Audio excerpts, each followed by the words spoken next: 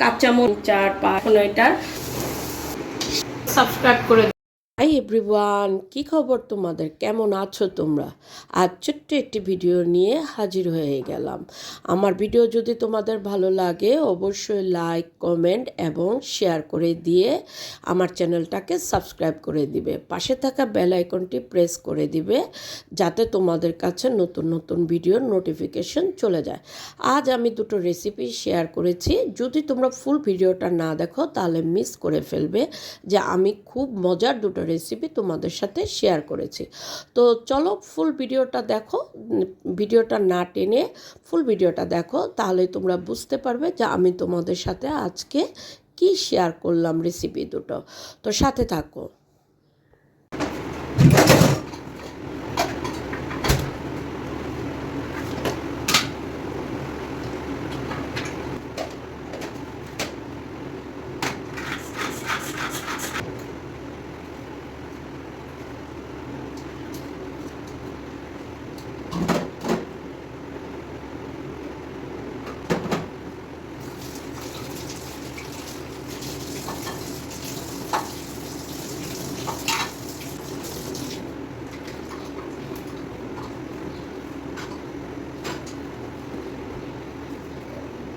কোফতা কারি তৈরি করব, বিফ কোফতা কারি। প্রায় 250 গ্রামের মতো আছে। আমি এখন এগুলো এক এক করে উপকরণ দিয়ে দিব। এই হলো কাঁচামরিচ এবং পেঁয়াজ। এখানে পেঁয়াজ তোমার আধা কাপের মতো আমি নিয়েছি।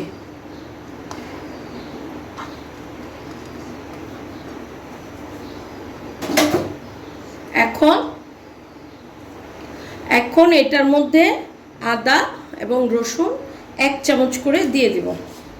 এই যে আদা এবং রসুন 1 চামচ করে দিয়ে দিলাম। এখন সয়া সস দিয়ে দিব।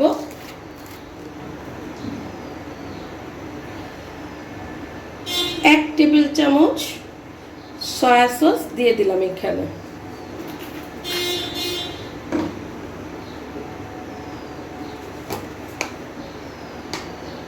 গোলমরিচ, তোমরা যদি গোলমরিচ খাও তাহলে কালোটাও দিতে পারো, সাদাটাও দিতে পারো। আমি কালোটা দিয়ে নিলাম। এখানে হাফ চা চামচ গোলমরিচ দিয়ে দিলাম।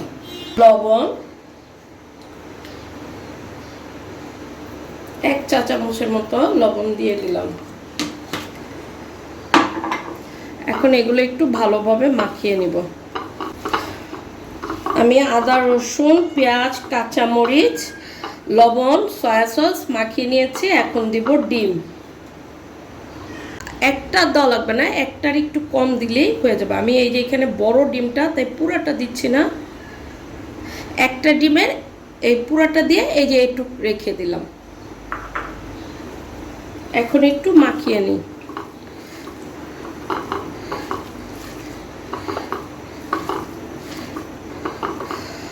বিফ কোফতা কারিটা খেতে কিন্তু আসলে অনেক ভালো লাগে আমার কাছে। আমি মানে এটা রান্না করি, অধিকাংশ সময় আমি এটা রান্না করি। তো এই কিমাগুলো আমি ঈদের সময় মানে আনছিলাম যে এগুলো দিয়ে খাবো। আসলে এত মাংস খাওয়া হয়েছিল ঈদের পর থেকে, যার জন্য আর এগুলো মানে খাওয়া হয় নাই। তো আজকে এগুলো বানিয়ে নিতেছি। এখন এটা বাইন্ডিংয়ের জন্য তোমরা যদি মনে করো পাউরুটি দিবা, তাহলে পাউরুটির চতুর্পাশটা কেটে একটু পানি দিয়ে কিংবা দুধ দিয়ে ভিজিয়ে চিপে ওই পাউরুটিটা এখানে দিতে পারো। তারপরে এখানে দুটো জিনিসই দেওয়া যায়, একটা হলো ভেষণ আর একটা হলো পাউরুটি। তা আমি আজকে ভেষণ দিয়ে এটা দিব।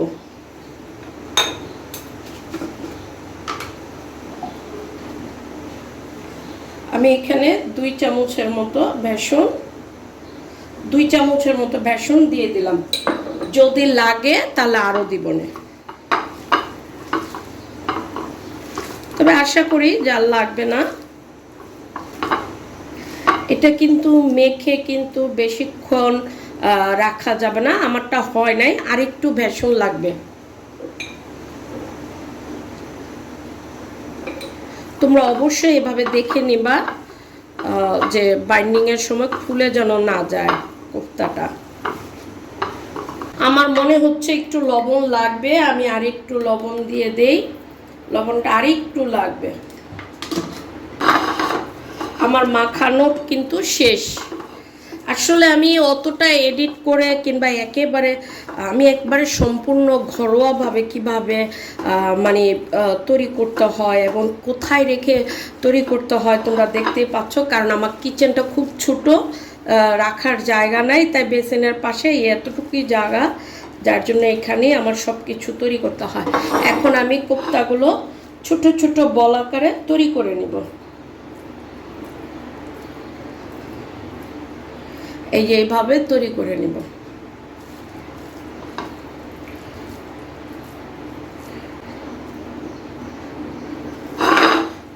এই যে আমার কোফতাগুলো, আসলে জায়গা ছোট তো তাই পুরোটা দেখতে পাচ্ছ না তোমরা হয়তো বা। এই যে আমি এগুলো সুন্দর অল্প তেলে ভেজে নিব আর কি। এই যে অল্প তেলে এগুলো ভেজে নিব, একটু জাতা দিয়ে দিয়ে কিন্তু এইভাবে এরকম গোল আকারে মানে কোফতাগুলো করে নিবা, না হলে কিন্তু তেলে দেওয়ার সময় কিন্তু খুলে যাবে।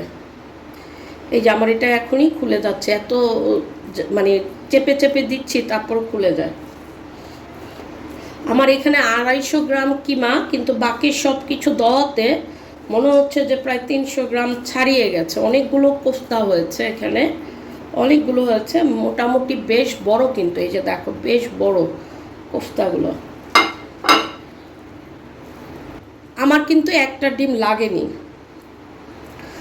এই যে এই যে দেখো 1 2 3 4 5 6 7 8 9 10 11 12 13টা আমার 250 গ্রাম বিফ কিমাতে তোমার 13টা কোফতা হয়েছে। এখন এগুলো হালকা মানে অল্প তেলে ভেজে নিব।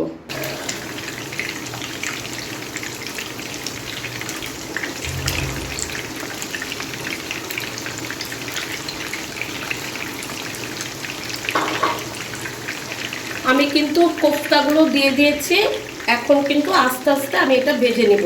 তবে এই কোফতাগুলো সবসময় অল্প তেলে ভাজতে হয়। তো সকালবেলা নামিয়ে রাখছি, তারপরও কিন্তু মানে কিমাটার থেকে পানি বের হচ্ছে, দেখা যাচ্ছে কিনা আমি বলতে পারবো না। তোমরা দেখো এই যে আমার ভিডিওতে দেখা যাচ্ছে কিনা, কিন্তু পানি বের করতেছে। তোমরা অবশ্যই কিমাটাকে ডিপে রাখলে বের করে হালকা একটু পানি চেপে পানিটা বের করে নিও। এই যে দেখো আমার কাবাবগুলো ভাজা হয়ে গেছে। এখন এটার গ্রেভিটা তৈরি করব, মানে ঝোলটা তৈরি করব।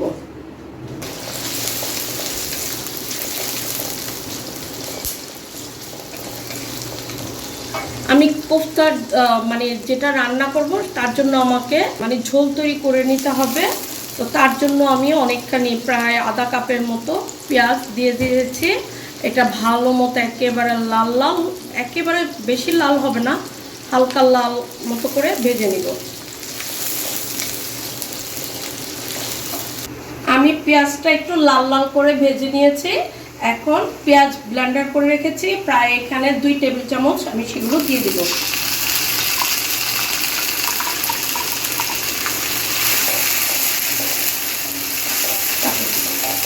এখন এখানে আমি রসুন দিয়ে দিব,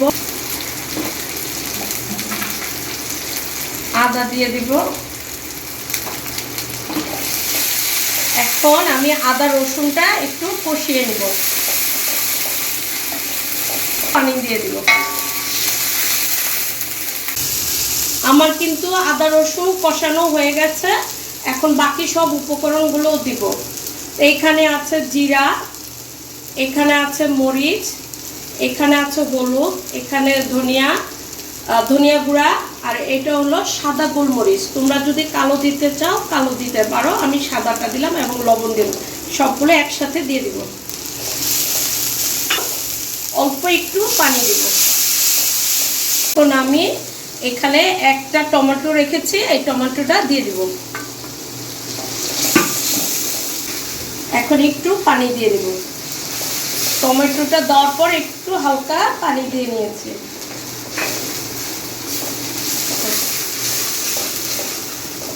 তারপর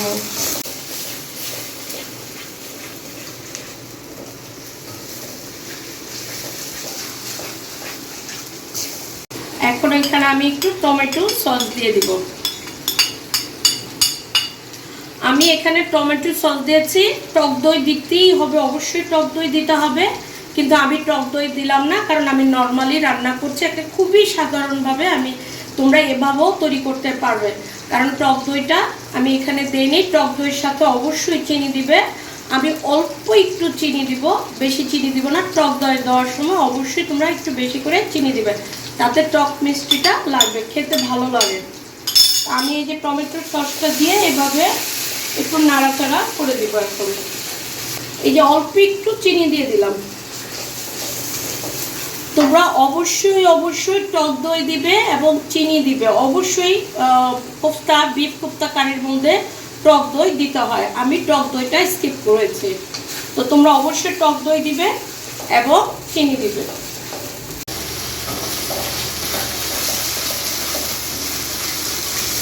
এখন আমি কোফতাগুলো দিয়ে দিব। আমার মশলা কষানো কিন্তু হয়ে গেছে, এই যে তেল ভেসে উঠেছে। এখন কিন্তু আমি কোফতাগুলো দিয়ে দিব।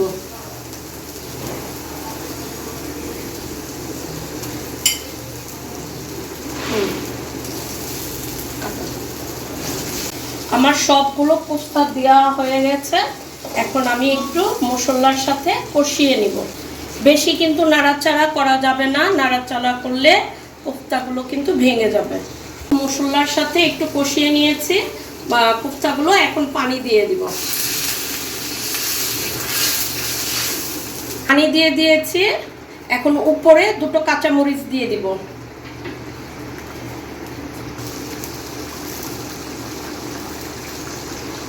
আমি এখানে মরিচগুলো দিয়ে দিয়েছি। এখন একটু ঢেকে রেখে দিব। মানে এটা ঢেকে দিলে ভিতরে কোফতার মধ্যে এখন মশলাগুলো যাবে। তো 5 মিনিটের জন্য আমি ঢেকে দিলাম।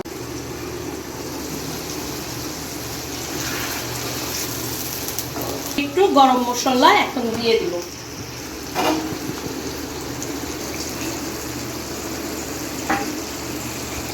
অল্প একটু গরম মশলার গুঁড়া দিয়ে দিব। এই যে একটু গরম মশলার গুঁড়াটা দিয়ে দিব, যাতে ভাব চলে আসে।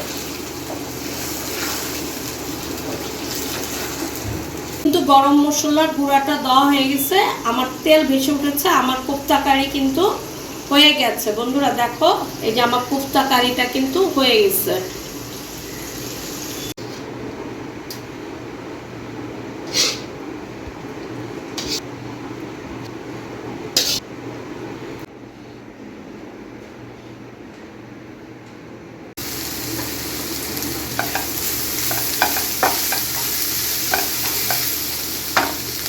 আমার কোফতা কারি কিন্তু রান্না শেষ। এখন আমি করলা ভাজিটা করতেছি। আলু দিয়ে পাবদা মাছের ঝোল করব। একটু একটু ঝাল খাবো। হলুদ দিয়ে দিতেছি,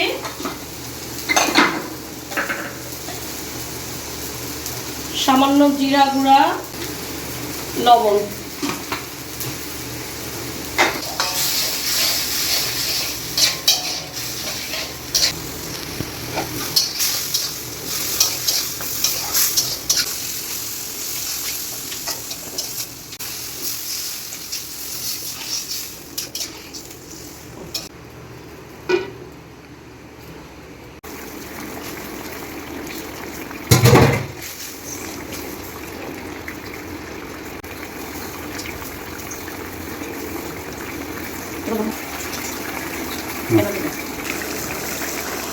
আমার কিন্তু আলু দিয়ে পাবদা মাছের পাতলা ঝোল রান্না করা কিন্তু হয়ে গেছে। আমি চুলাটা বন্ধ করে দিলাম। এই যে আমার পাবদা মাছের ঝোল হয়ে গেছে। আমার কিন্তু সমস্ত রান্না করা শেষ। আমি কিচেনটাকে সুন্দর করে গুছিয়ে নিলাম। দেখতেই পাইতেছো যে আমি কিচেনটা সুন্দর করে ক্লিন করে নিয়েছি। তারপরে কিন্তু আমি ঝাড় দিয়ে সুন্দর করে গুছিয়ে রেখে এখন ফ্রেশ হতে যাব। তো খাবারের সময় তোমাদের সাথে আমি আবার আসব। তো সেই পর্যন্ত তোমরা আমার সাথে থাকো।